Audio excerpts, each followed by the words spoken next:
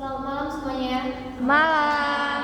Saya Jenny Benalu. Di sini saya akan mempresentasikan hasil presentasi saya, yaitu perkembangan biologis, motorik, kognitif, dan sosioemosional pada masa kanak-kanak. Di sini ada perkembangan biologis pada kanak-kanak, yaitu perkembangan individu berupa fisik dalam tubuh individu. Kuhlen dan Thomson mengemukakan bahwa perkembangan fisik individu meliputi 4 aspek, yaitu di sini ada sistem saraf. Sistem saraf mempengaruhi perkembangan kecerdasan dan emosi. Yang kedua ada otot-otot. Otot-otot yang mempengaruhi perkembangan kekuatan dan kemampuan motorik. Yang ketiga ada kelenjar endokrin, yang menyebabkan munculnya pola-pola tingkah laku baru, seperti pada usia remaja, berkembang perasaan senang untuk aktif dalam suatu kegiatan yang sebagian anggotanya terdiri atas lawan jenis. Yang keempat, di situ ada struktur fisik, yang meliputi tinggi, berat, dan proporsi. Next, di sini ada perkembangan sistem syaraf pusat yang memberikan kesiapan pada anak untuk lebih meningkatkan pemahaman dan penguasaannya pada tubuhnya. Yang A, di sini ada tinggi. Tinggi itu adalah pertumbuhan tinggi badan setiap tahunnya.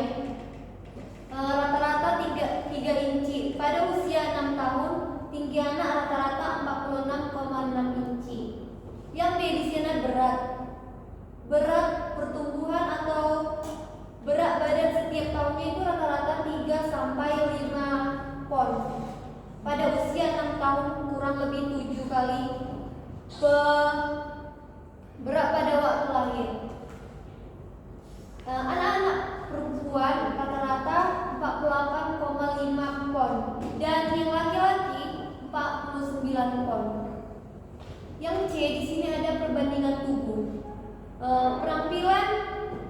Penampakan bayi tidak tampak lagi, wajah tetap kecil, tetapi dagu tampak jelas dan leher lebih memanjang. Yang D, di situ ada postur tubuh. Perbedaan dalam tubuh pertama kali tampak yang jelas pada awal masa kanak-kanak. Ada yang postur tubuhnya gemuk, lembek atau endomorfik. Ada yang buat berotot atau mesomorfik, dan ada juga yang relatif lurus atau ektomorfik. Yang F, di situ ada lemak.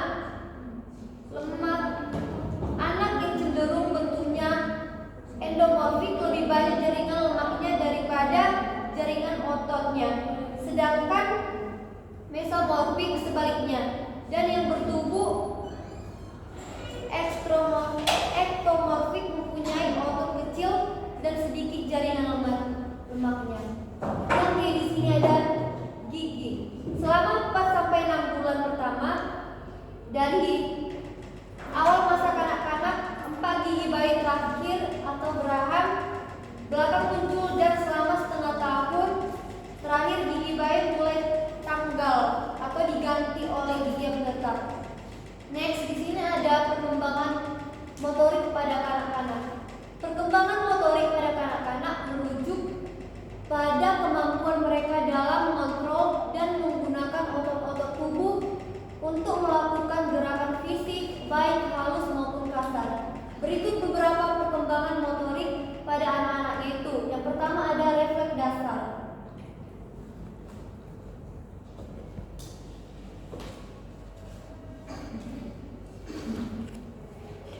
Saat lahir, anak-anak akan memiliki refleks seperti meraih dan menggenggam. Yang kedua, di situ kemampuan menggerakkan kepala. Pada usia beberapa minggu, anak mulai dapat menggerakkan kepala mereka secara lebih terkontrol dalam posisi terungkap. Yang keempat, di sini ada mengendalikan tubuh. Pada usia 6 sampai 10 bulan,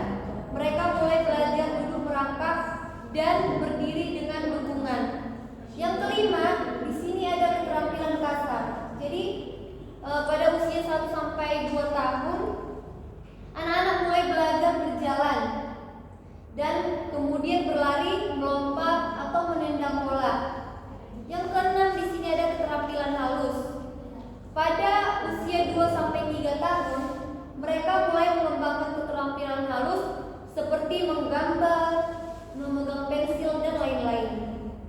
Yang ketujuh, di sini ada keterampilan motorik halus lanjutan, yaitu di usia prasekolah dan awal sekolah anak-anak mulai mengembangkan keterampilan motorik halus yang lebih rumit, seperti menulis atau mengikat tali sepatu dan lain sebagainya. Next, di sini C, perkembangan kognitif pada anak-anak. Perkembangan kognitif pada anak-anak yaitu merujuk pada pertumbuhan dan perubahan dalam kemampuan mereka untuk memahami dan memproses informasi mulai dari bayi hingga masa remaja. Yang pertama di sini ada pengembangan bahasa. Pengembangan bahasa